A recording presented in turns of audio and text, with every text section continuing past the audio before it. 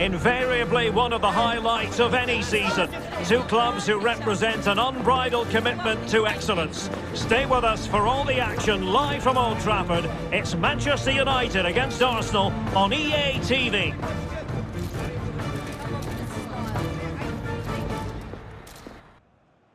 Well, everyone is happy here at Old Trafford for the time being. I say that because the sun is shining brightly. I'm Derek Ray, and adjacent to me in the commentary box is Stuart Robson. I'm looking forward to bringing you action from the Premier League coming right up. Are we ready? Yes, we're going. Hello, welcome back to Armchair Armory, and bit of an interesting one this time around. Not normally as big a game as it usually is, but we've got Man United this weekend at Old Trafford, and as customary as it has been since I've started this section of the channel for the away fixture, I brought Stefan back on the channel. Welcome along. Cheers, mate. Good to be back on and chatting football as we always do, especially United and Arsenal. Yeah, exactly. I said to you off air that you're not wearing the shirt today, Nah. and I can imagine why. So yeah, before we sort of get into the game, obviously it's been a bit of a tumultuous season in some ways for both of our teams. Probably United more than Arsenal. Very much so. But yeah, so where are we at the moment, Man United wise? Well, with United, it's it's been the worst season I can ever remember, and last season was like that, and then this season is like that again, but even worse. Yeah. Last season was just, I couldn't enjoy it at all. But the problem last year was we had half the squad out for most of the season, and that was a genuine problem. But come the end of the season, we actually managed to get most of the players back. We knocked Liverpool out of the FA Cup in the quarterfinals, and then we were lucky enough to get Coventry. I mean, we scraped through that one, but then beating City in the final in the Manchester derby was just amazing. As you know, I was there, and it was one of the greatest matches. I've been to a lot of matches, but that was obviously right up there with one of the best I've ever been to. And we finished the season with a trophy, and absolutely buzzing. For what was a really tough season, really enjoyed it. But then this season, I wanted Ten Hag to stay because in the first season we finished third, we won a trophy. Last season, won a trophy despite all the injury problems, and I do genuinely believe that he just had so many injury problems. Then going into this season, I've said for a while we need better players. Now you could argue that some of these players are players that Ten Hag brought in and they were poor signings, and I think that could be true. But I also think at the end of the day, you know, you can say the manager this or the manager that. Look at Amorim now. The players aren't good enough, and I'm going to keep saying that until the summer probably, and see who we bring in. I thought the window last summer was all right. I thought in January we only brought in one signing, but so far he's looked okay. But ultimately, we're a struggling side, and that's going to continue until we get better players into the club, and now we've also got injuries as well. I'm sick of using that as an excuse, but we've got players out now as well, which is just adding to the problems we've got. Yeah, I would definitely agree with that. Like I've obviously, you as a United supporter and me as an Arsenal supporter, I've grown up in a time where, you know, you were always looking up to Man United quite often. There were a few times in that time where we did get one over on you, or we won a league and you finished second or something like that. But there was also moments where, you know, you guys were kind of like Man City, that Man City had been in the past couple of years, where you guys were untouchable. And for me, growing up in that era of the sort of Fergie, Wenger, all that sort of stuff, I cannot believe how far you've fallen in terms of, you know, I wouldn't go as far as to say you're in a relegation battle or anything like that, but I just cannot believe how bad you are at the moment. And that's just being objective. We're very lucky that the three teams that have come up are so poor. I mean, I don't think we're as bad as going down. I think we'll probably get around late 40s, maybe, but we might scrape 50 points. I think we'll end up somewhere in that region. But yeah, it's been horrendous. And the thing is, Amram didn't want to join the club mid-season. He wanted to come in the summer, fresh start, bring in his own players. He's not had that chance. He was able to sign one player who, by the way, got suspended for the cup game. And I mean, we lost on penalties, but we need to get to the summer, and Amram needs to get his own players in. And I'm glad he's sticking to his way of playing, because Ten Hag, when he came in, we lost at home to Brighton 2-1, and then we went to Brentford and lost 4-0, and everyone was panicking. He instantly was like, well, the club was like, we need to sign players.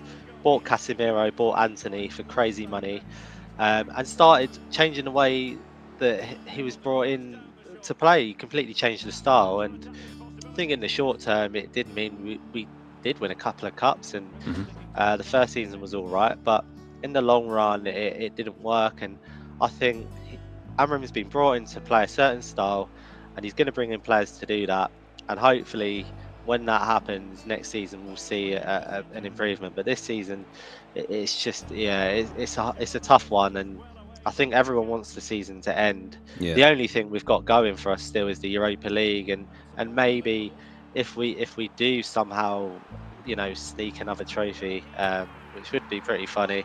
Everyone's saying this is our banter era, but we always pick up these trophies. Oh no.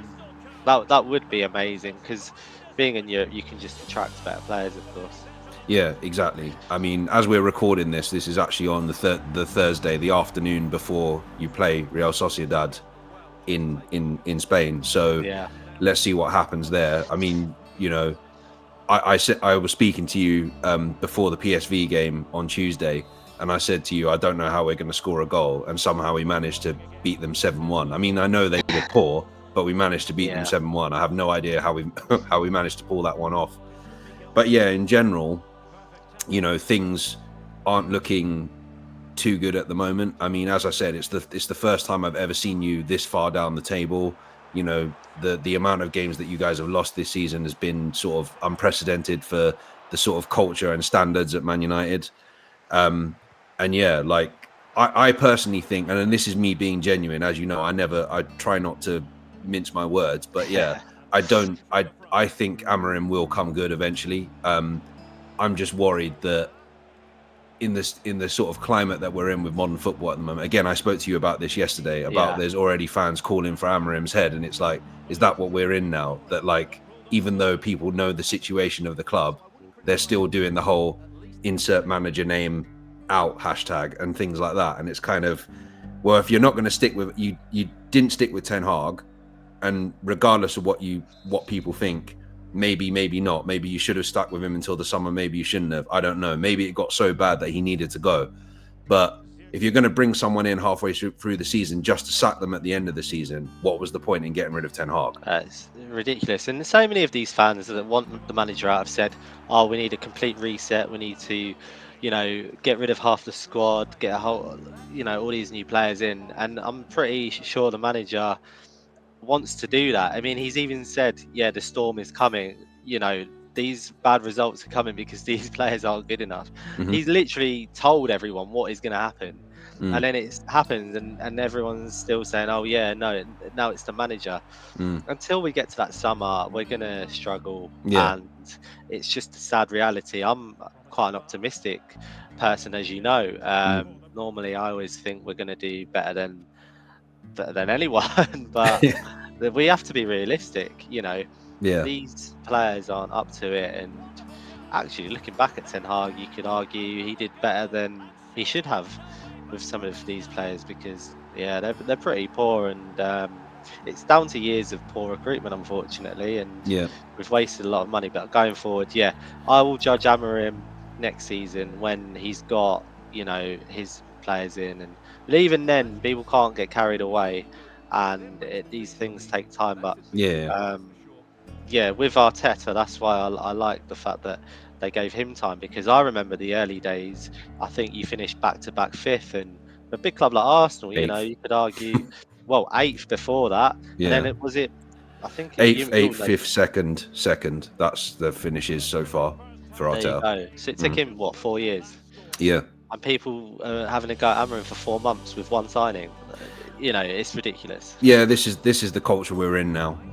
I sort of find it ridiculous. I mean, I do sympathise more this season with the whole Arteta thing and all that sort. I don't mean to do a Goldbridge impression there, No. but I sort of sympathise with it this season a little bit more, because it's like it has been 5 years and we've not won anything, and we don't want to continue being the bridesmaids or the nearly men or whatever. So I totally understand that. But what I don't like, and this is across all football, I don't like the whole every single time something goes wrong, it's like, oh well, we've got to rip up and start again. And it's like that's not how you build success, by just halfway through the process starting things again. No, and actually, what you can see this season is, I said last summer the mistake was not getting that striker in. Forget January, you can always get a loan in maybe, but I think this season you didn't have that striker from the start. Even before the injuries, Liverpool were probably slightly ahead. I mean, they've surprised me. I didn't expect them to do so well after Klopp leaving. But I think this season, more than ever as well, you've had a lot of injuries. And despite all the injuries, you're still second. The Champions League phase, you were right up there. I think you finished third. We finished third as well. I don't know in Europa, but I don't know how we did that. But yeah, so there's still a lot of positives, and you went out the third round in the FA Cup, but you got Man United. Look at who City have played. If you had played the team City have played, you'd be in the quarterfinals, and no one would say anything. Sometimes you get a bit of bad luck. The only thing I will say is, next year or the season after, I think you probably can't have the multiple injuries every season. That it does get to a point. And if you look at all the great teams in the past, the winning teams, they never had injuries. I think you have to get around that eventually. But there definitely needs to be some sympathy this season. I think if you had the Arsenal team last season, this season, you'd probably you'd still be in that title race. But yeah, I think this summer, get a striker, hopefully less injuries next season, you'll be right up there again. And that's all you can ask for as a fan. Eventually, exactly. you do want to get over the line, but I think as long as you're competing, be careful what you wish for, man. You could bring someone in and suddenly the drop-off can be quite large. Yeah, it's kind of funny how, from an Arsenal perspective, how people seem to pine back to Unai Emery as if we were so amazing under Unai Emery. And it's like, well, for the first couple of months, maybe the first 6 months, we were okay. We weren't brilliant, but we were okay, and we were winning games that we normally wouldn't have done in the latter days of Wenger. But for those fans that are saying, oh yeah, well, he was a better manager, I know that he probably is a better manager because he's won more, but it's like, it's almost as if people have short memories and forget where we were when Arteta took over compared to now. Yes, it's not been the wildly ambitious expectations that it was maybe at the end of last season, but for me, I was actually saying this to Hamdi, who we both work with. I said, because he seems like he's going down the road of like, after this season I want Arteta gone, and I was like, well, even if he finishes second and doesn't win a trophy, I wouldn't be happy with it, but I'd be like, well, at least we haven't finished third or fourth or fifth or whatever. We've broken even, if we want to use a business phrase. Speaking of which, we've now joined you with the whole putting ticket prices up today, apparently. Don't get me started. Yeah. But I mean, just on a side note, if you're a football fan now, every football club is run as a business. They don't care about the loyal fans that go to a lot of the games. And even for myself, obviously, I don't live in Manchester, but I do even a lot of away European games. And yeah, ticket prices going up is one thing, but trains aren't cheap, flights aren't cheap, hotels, whatever. So they don't think about the football fan at all. Unfortunately, it's the same across every club, sadly.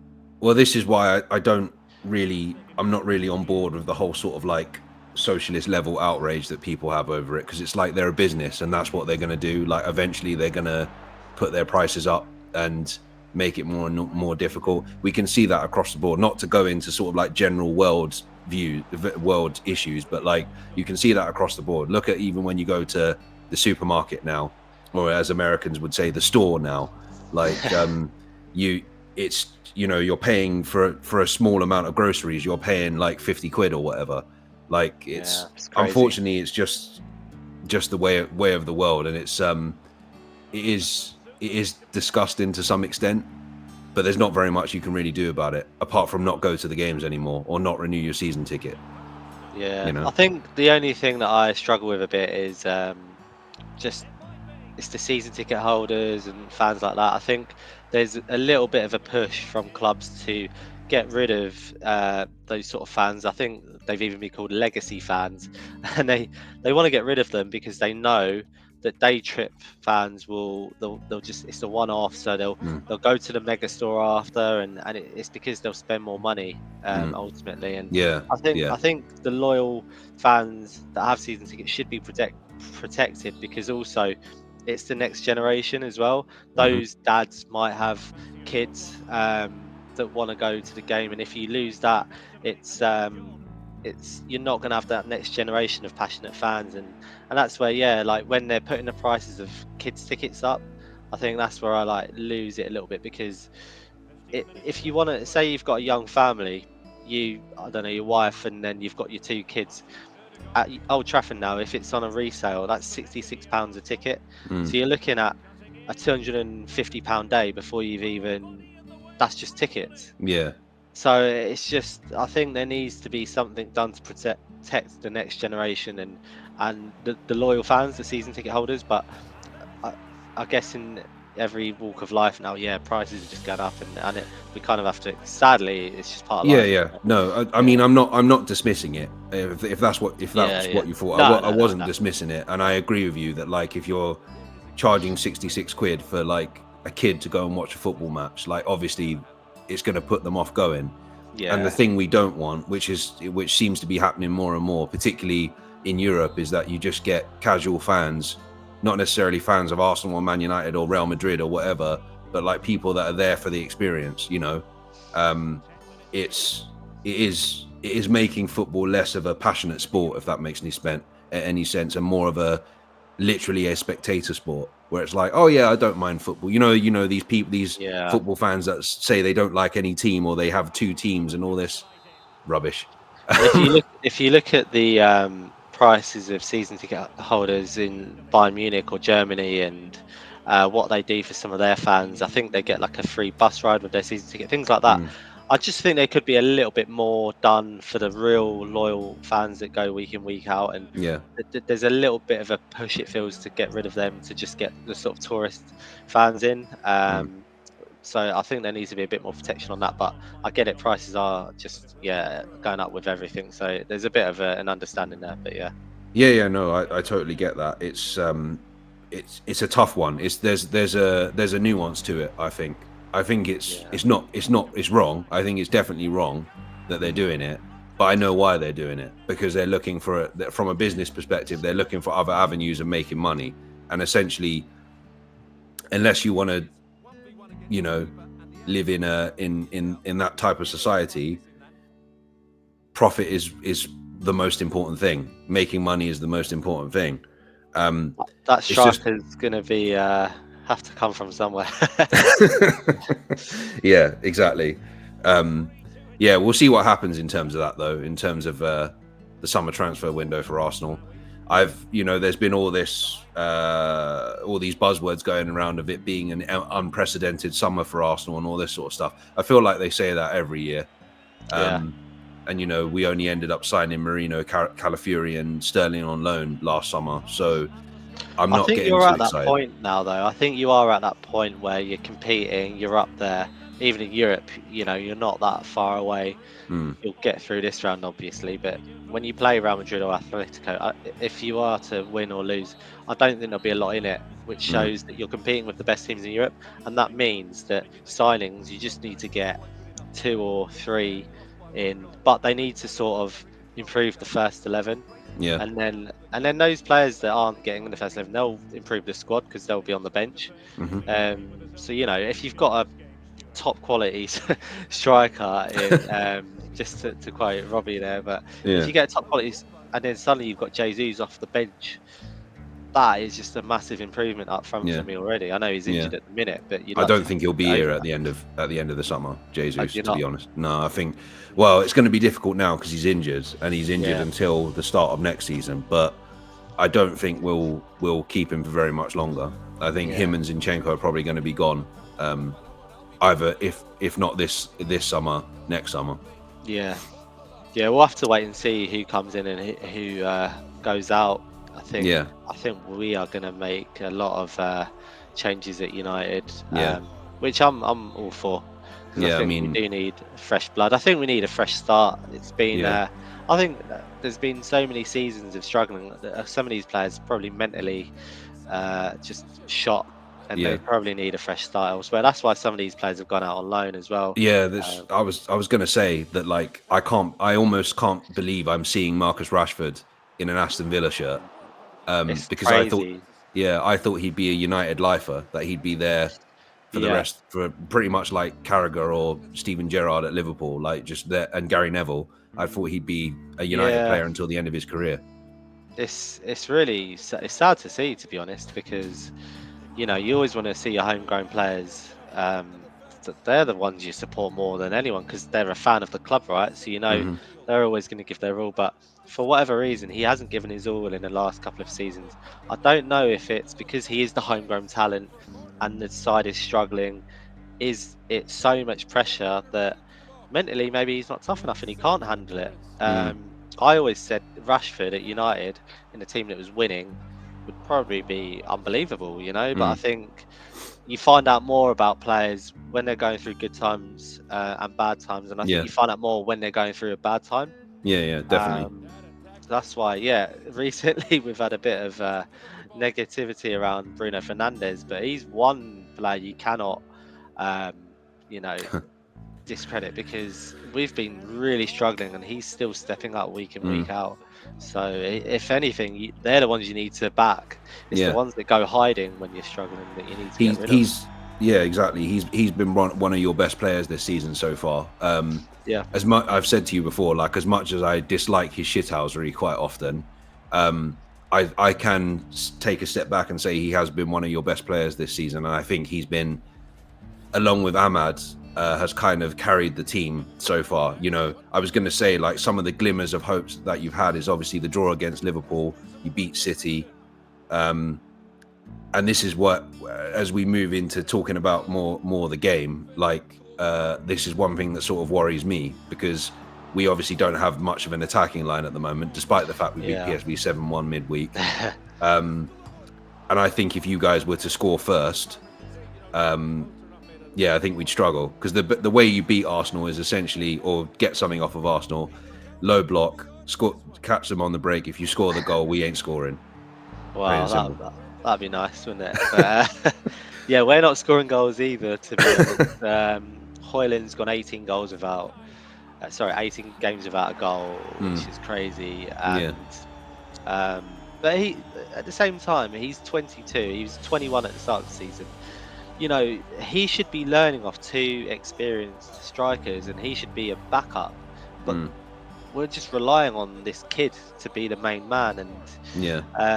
last season he scored 17 goals, so there's a player in there. And I don't like this whole, I'll get rid of him, he's crap. But he's only 22. Yeah. But he shouldn't be the main man. It shouldn't all be we shouldn't all be relying on him. But yeah, we're not scoring many goals. Defensively, I think we've improved, but there's still, like, the Everton game, that was comical, the goals we conceded. So I still worry there at times. I think the problem as well is with the defence. We've had injuries, so you're changing the back five all the time. The wing backs aren't wing backs. Like, Dorgu's a wing back, so at times you're playing Dalot left wing back, right wing back. Mazraoui's moving between centre back, right back, and the goalkeeper, I don't think is quite up to it. But at the same time, when the back five or the back three or whatever you want to call it is changing every single game, no wonder there's problems. Yeah. And I just think we need to get a structured lineup that's consistently playing every week, and you'll see big improvement once that happens. But yeah, even without your attack, I do worry we'll concede a, set piece FC and that. We'll concede Here like we go. silly goal or Yeah. we've got a mistake in us. That is the problem. Yeah. Well, that's true. I mean, I think, speaking of Mazwari, I think he's been one of your better players this season. Well, Yeah. in the sort of Ten Hag, when Ten Hag was still the manager, I thought he was doing well.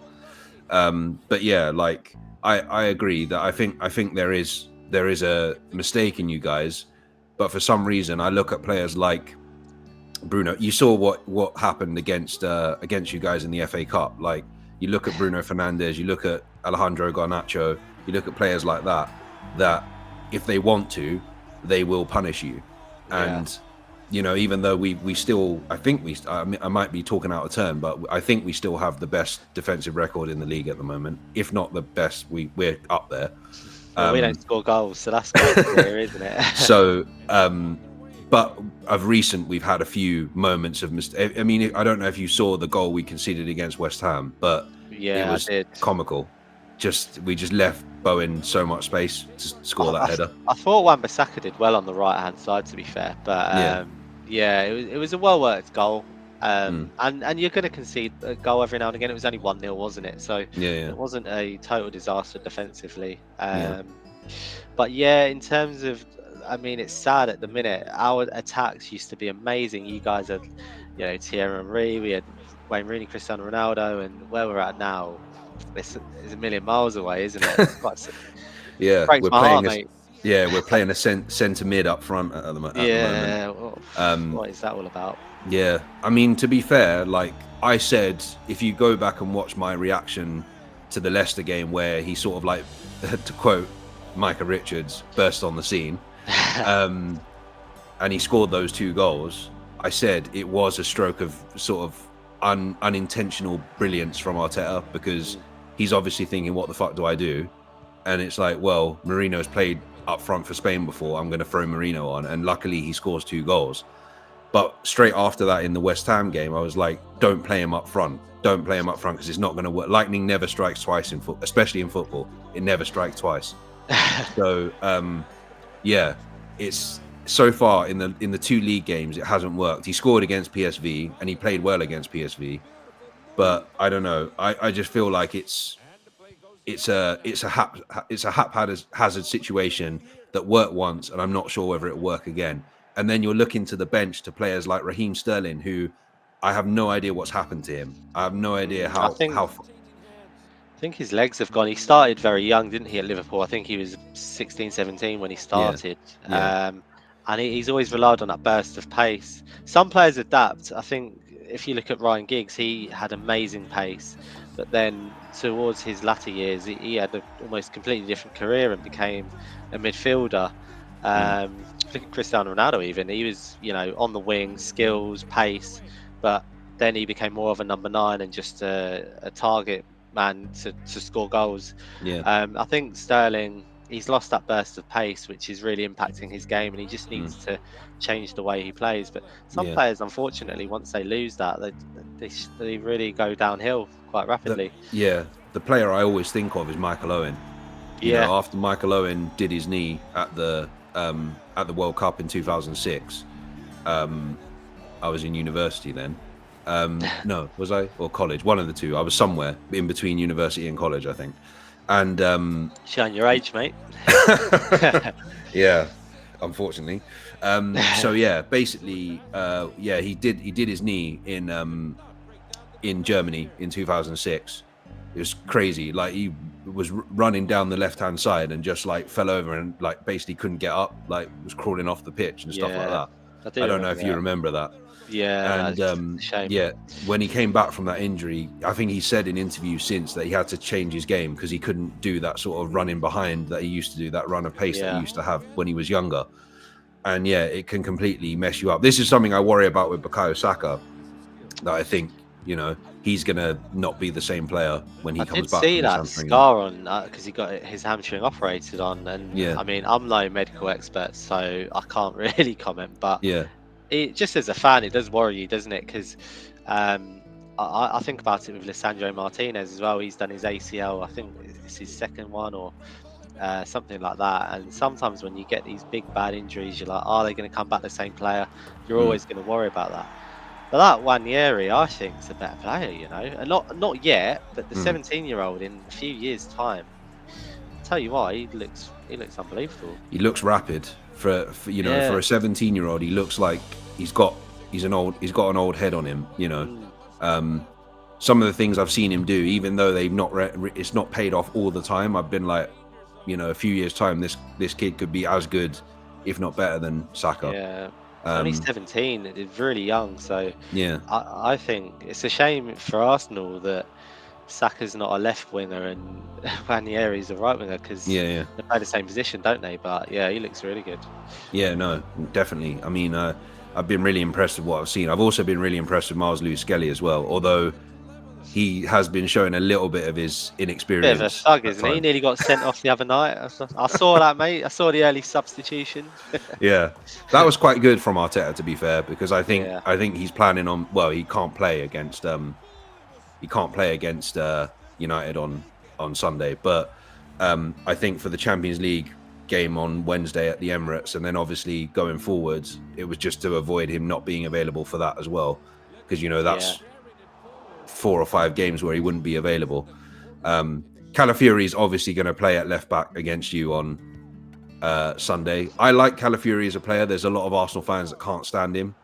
I think the only thing about him is that he's been a little bit injury prone so far since he's been in. Yeah. I think it's very early days. I always give a player the first season in a new country, new league. They're settling in. They can have a poor season, and he's had injuries as well, so got to give him the benefit of the doubt, because even for United, Xerxes, last few games he's been playing all right. He's definitely not a striker. Yeah, he's got some skills in him, and the link-up play's been okay. And I don't know, there might be a player in there. The team has obviously been really struggling as well, so I wonder if he's getting more confident. If he starts playing in a bit of a better United team, you might see a bit of a player there. So yeah, you've always got to give a player more than one season. On the flip side, with Onana, for example, it's been nearly 2 seasons now, and he's still making silly mistakes. The one defense I will give is the back 5 is always changing. It's not a settled team, it is a struggling team. Maybe that's not helping, but there's been too many errors for my liking, really. So it does concern me a little bit. I think I did say to you when you signed him, I was like, he's a decent keeper, but like the one thing he does is that he makes a lot of mistakes, and he comes out for every ball he comes out for, every set piece he'll come out for. He won't stay on his line. It should be, at United, we should be getting a Van der Sar, Schmeichel type keeper. De Gea. De Gea, not like an Onana one. So I hope he improves, but I'm a bit worried about that one. It might need to be another replacement already. We're going to need to get a new keeper in the summer as well, because Neto's going to go back to Bournemouth, isn't he? Okay. Yeah, so we're probably, I think he is anyway. I don't think Raya was off. No. I think we've done well there. I know there was the whole thing with Raya and Ramsdale. I think the way that it was handled was probably wrong, but it's sort of been a decision that Arteta's made, or that the club has made, that seems to have worked out for the best, to be honest. So but anyway, what do you think your starting 11 is going to be? So the starting 11,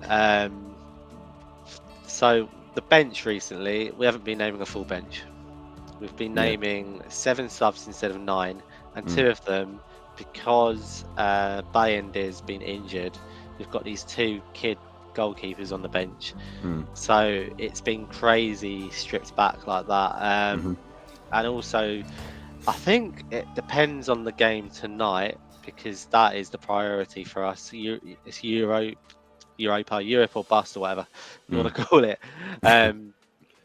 But we don't have the capability of rotating anyway, really. We're just it's a paper thin squad, and there's a few injuries now. So I think in goal it'll be Onana, and then the back 5, it'll probably be Dorgu on the left wing back.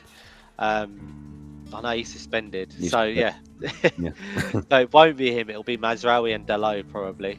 And then at full back, you're probably looking at De Ligt, Yoro, Aiden Heaven, by the way, he came on against Fulham. He looked pretty good, Oh yeah.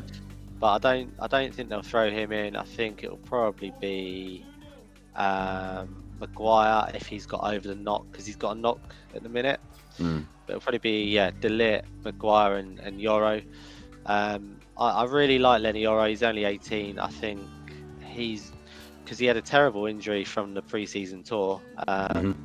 But since he's come back, he looks like he's going to be a really top player, and he's only 18, so Yeah, he's got a lot of potential. that's definitely been a good investment, I think. And even Delit, I think for 38 mil, it was roughly. He's been all right. He's not been dropping stinkers. He's had some good games, and I think whilst the team is struggling again, there's more to come from him, hopefully. So I think that'll be the back five. In midfield, you're probably looking at Casemiro and Eriksen at the minute, because Mainu is injured. Ugate's also got a knock, but again, maybe he'll return. Collier's back. He's one of our younger players. He might play, but literally we are down to the bare bones. Or he might even drop Bruno back. One of those. I couldn't pick. And also, Casemiro and Eriksen might have to play tonight, and then to suddenly turn it around to playing Sunday when you're an older player might not be possible. So really hard to select those positions. But then going forward, I think it'll be Højlund, Xerxes, and maybe Garnacho, or we might give a start to good old Cheeto. He came on against Fulham. He looks really good, and he's not in our Europa League squad. They thought it was a bit premature to add him in, which in hindsight maybe wasn't a good decision, because with Højlund not scoring, we could do with him. So maybe he'll get a go, but that will roughly be the team. It is hard to call it just because tonight's game. I don't know the team, and it's a quick turnaround from Spain on a Thursday to Manchester on Sunday. Yeah. Do you think though, do you not think that if let's say Amorim went a bit mad and was like, I'm going to throw Chido Obi Martin in, wouldn't you think that's a bit mental to throw a kid in up front against Arsenal? I definitely think he's not ready yet, but I also recognise that in a minute he's playing better than Højlund. Yeah. Which is crazy, but that's the situation we're in. But maybe not start him. I think he'll definitely play a part though. I think he'll definitely at least play 20-30 minutes. It might be Rashford 2016 all over again. That'd be great. I would love it. But I think Rashford was a little bit older when that happened. But that would be good. Good old throwback to that. But mentioning Xerxes, just to go back slightly, like if you go by, and I know there's a lot of young fans that sort of think that FIFA/EAFC is real life. You'd think that Xerxes was like prime Ruud van Nistelrooy. It just might be that I'm shit at FIFA. That might be. But in terms of our 11, I think it's standard. We're sort of down to the bare bones as well. You'll obviously be Raya in goal. Defense will probably be. Actually, I think Ben White might start this game. I think this might be. I think this might be the game where Arteta throws him in from the start. So I'm going to say White, Saliba, Gabriel, and then Calafiori at left back. If not Calafiori at left back, it will probably be Timber. If White plays, I think Timber might be left back. And then we'll have the midfield three of Partey, Rice, Ødegaard, as usual, unless something crazy happens between now and Sunday. Then up front, it will probably be what we've had for the last couple of games, which will be Nwaneri on the right of midfield of the front, Marino up front, and then Trossard on the left. Then after that, we're pretty fucked after that in terms of who we bring on. Our bench is paper thin at the minute, and I don't know why we're not just putting a few more of the kids on the bench. We're not even naming a full bench. Maybe it's Amorim trying to show to the board like this summer we are not messing about. We need to get some players in. But the season was a disaster already. We've changed the manager with a completely new system halfway through, and then now you're adding injuries on top of it. So it just gets you think it can't get worse, and it does. But I'd like to think, like last season, there was that trophy at the end. I mean, if we were to win the Europa League this season, it would be unbelievable. You might have it. Yeah, you might have a chance just because the Europa League, obviously the like it was last season and previous seasons, where whoever finishes third in the Champions League group goes down to the Europa League. That's obviously not there this season. So basically, you're left with those sort of mid to relegation table European teams. So you and Spurs, as much as I hate to say it about Spurs more than you guys, but yeah, you could have a chance to go all the way. Spurs are on the other side of the draw as well, and we have got this advantage where every round up until the final, the second leg's at Old Trafford. So that does help, and yeah, you never know, but we struggle against sides that are in the relegation zone in the league. I know against Ipswich we had 10 men. I thought we played all right actually, but even against Leicester at home, being 1-0 down, Ahmad bailed us out. Was it Leicester or was it Southampton? I think it might have been Southampton. One of them anyway. They will roll into one. Yeah, we've been struggling against relegation sides, so you know, with injuries as well, I do worry about the Europa. And Real Sociedad away, you know, Spanish clubs in Europe, you can't discredit them. They're top sides on their day, so it's hope rather than, you know, expectation, but a hope that keeps you going but also kills you. Yeah, exactly. That's what I said after Newcastle, after we you know, we were 2-0 down in that Carabao Cup semi-final, and yeah, it was the hope that kills you, because I think we'd beaten City the game after 5-1, and then I sort of had a little bit of hope that maybe we might turn it up, because you know, we had to. Obviously that didn't happen, and that's probably why I was so angry about it. And normally I find in general across football, fans seem to get more angry when they hope something's going to happen and it doesn't happen, or when they convince themselves something might happen and it doesn't happen. You know, I think what's happened with your club this season as well, most recently as well, like 5-1 against City is such a big win, so of course you're going to get a bit overexcited maybe, but again with the 7-1, you might come crashing back down to earth on Sunday if it ends in a, I don't know, I can see it being, I know we'll do score predictions in a bit, but I can see it being a 0-0 and then everyone going mad. AFTV back again. It's just, it does feel like Arsenal seem to, they're not quite there this season, but then they do get that really good win. So everyone thinks, oh, it's the Arsenal of last season, and then it's not. Yeah. I'm actually surprised at how well we played against PSV, because I was not expecting it. I was not expecting a performance like that. I mean, yeah, fair enough. As I said earlier in the video, people will say that, you know, they were a poor team and like it was there for you on a plate, but you don't know that in the first 5 minutes, do you? Not at all. So yeah, you can't put down any team in Europe. It's a different animal. If you don't turn up, you can get beat badly. Yeah. I mean, sorry, go on. Yeah, you can't discredit PSV. I know they beat Liverpool's second side, but even that is, you know, shows they can do it. And they came, I think, was it 14th in the league? So they finished above teams like Man City and Real Madrid and stuff. So, but I think it was one of those freak results, because I remember years ago we beat Roma. The first leg, I can't remember if we won 2-1 or lost 2-1, but we were away to AS Roma. This was the quarterfinals, and then the second leg at Old Trafford, we beat him 7-1. And I was saying, what's going on? Where's that come from? But it doesn't mean much, because then in the semis, AC Milan beat us, and they were brilliant. They had Kaka and all the top players. In their prime, I think I remember that. I think I remember that. 2007. Yeah. I think I remember that. I think it's more of a freak result, but you know, you take it, right? A good performance and a win is what you want. Yeah, I mean, I can think of two examples where, you know, I was going to say, when you were talking about Real Sociedad and about, you know, European teams away, I don't think any European game away is easy. Like, even if you're playing like Bate Borisov, it's not, we've lost to them before, you know. But yeah, the two examples I could think of, I don't remember the exact year, but there was a year where we got a favourable draw in the round of 16 of the Champions League. This was in Wenger days. It's like latter Wenger, and it was Monaco, and Berbatov was playing for Monaco then. Yeah.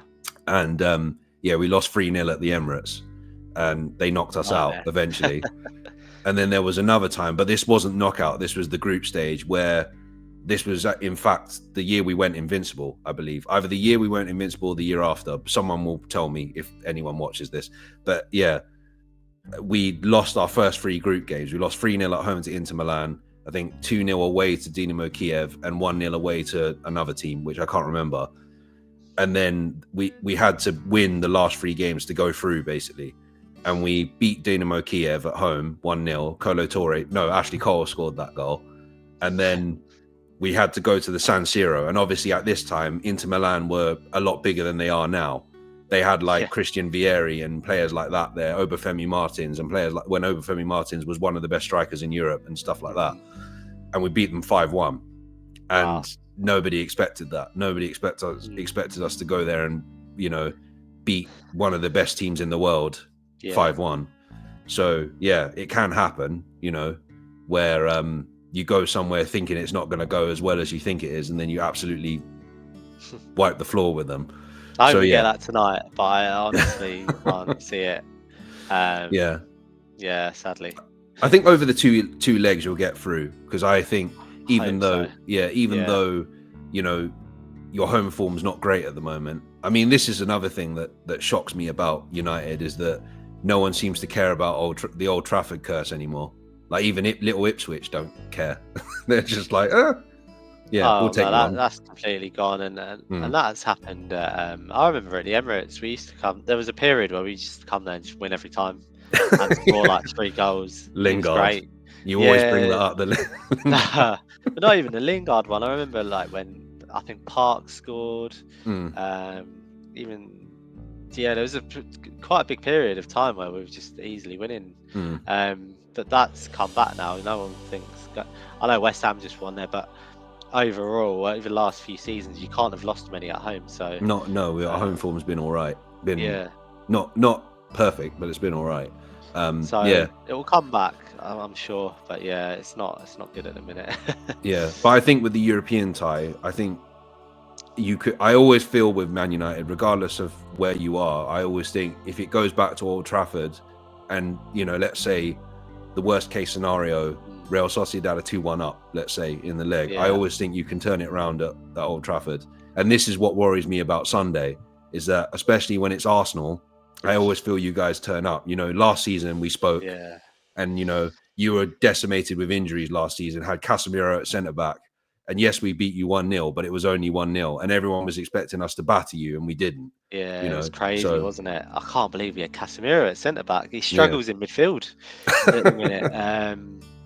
But this is it. With football, you never know. And you're right, actually, in Europe, those second legs at Old Trafford, when that's all we've got to play for this season, I'm sure the crowd will be up for it. So I'm hoping that will get us through. And I just want something to at least look forward to for the rest of the season. Yeah. If we go out with a win for in the next week, that's it. I've got to wait till August. So hopefully that keeps our season alive. And it'll be gutting if we go in the round of 16 as well after finishing third. I think that'd be really poor.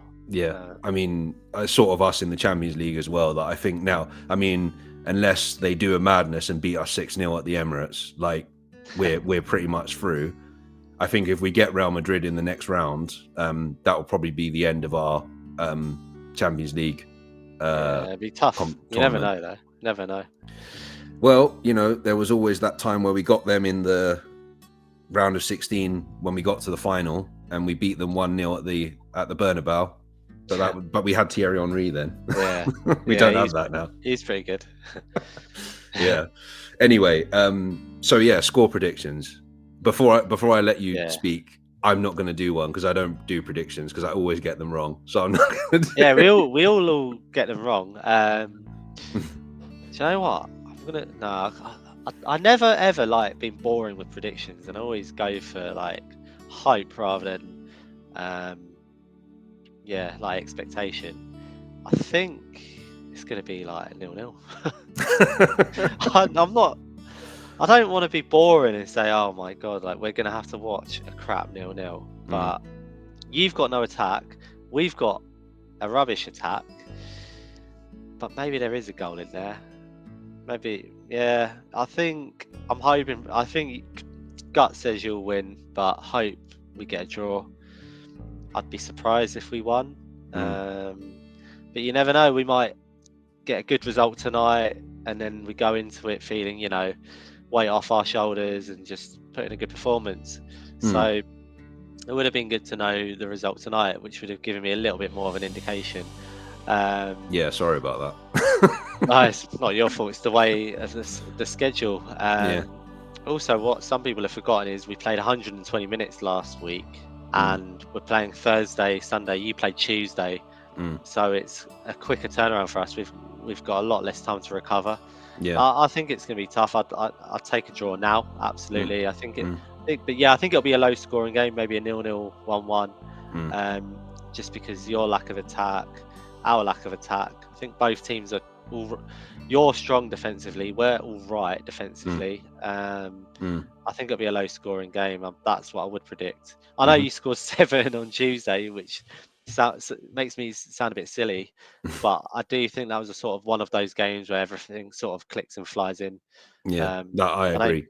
I don't think you'll suddenly be scoring loads of goals every game now without an attack. I think it's what I said. I think I'm going to say exactly the same thing I said to you the last time we caught up on this show with when we played you at Old Trafford last season and won 1-0.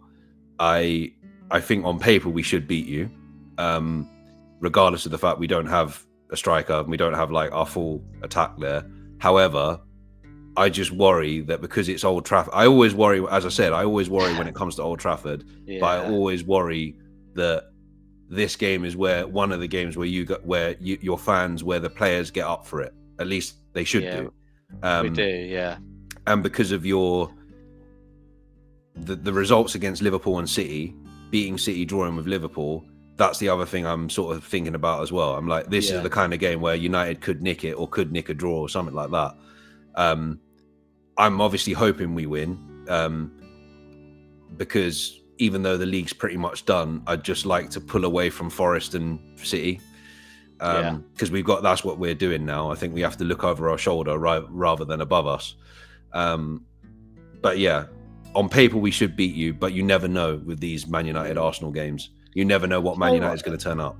That's what annoys a lot of the fans, and Amorim has said himself how we've turned up for these games. And on the flip side, I hope that's what is going to get us through in Europe. When it actually comes down to it, they sort it out and put in the performance and get a result. But wouldn't it be great for a change? Because we're not playing for anything really. We're just playing for a bit of confidence and form to take into Europe.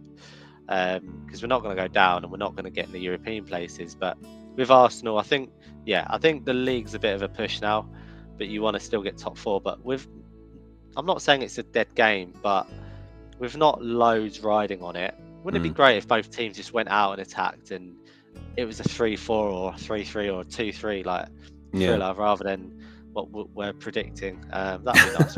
Just see loads of goals and something we can. And if both teams perform well, you can come away from it thinking, actually, that was decent. We can take that into. You guys can take that into the Champions League. We can take it into Europa. That's what I'm hoping. I'm hoping it's another sort of. It reminds me of the old days, which is, to be fair, what the game at Old Trafford last year sort of reminded me of, the very tight, just a 1-0 win sort of thing. Yeah. Cool. Well, I guess we've run out of things to say. We've come to the end of the show. Thank you for your time as always, Steph. Very much appreciated. Is there anything you want to promote, or any social media you want to promote to all your United fans out there? I don't know how many people are going to watch this. I've been getting a little bit more views, but if I can help you in any way, please promote yourself. No, brilliant. Appreciate it, mate. No, it's always just a joy to chat football with you, mate, and nothing to promote. Just do it because I enjoy it. Fair enough. To be fair, I should be taking a break from football because it's not been doing a lot of good for me this season. But if anything, maybe this will give us both a bit of luck we need for the rest of the season. Maybe. We'll see. We'll see what happens. We'll see what happens. All right. Well, to the rest of you out there, like and subscribe. And yeah, hope you enjoyed this video. Hope you enjoyed the many Man United EAFC sims I've done alongside this video. And hopefully that actually makes up the whole time, but it probably won't. We'll just have us talking at the end of this or something. Cool. All right. Well, thank you very much again, Steph. I don't know whether we'll speak after the game on Sunday. I doubt it. I'll go into hiding, mate. Yeah. But yeah, I guess I'll see you when I see you, and yeah, speak to you again soon. Thanks very much, guys. Take care. Brilliant. Take care, mate. Bye bye. Cheers. Bye bye.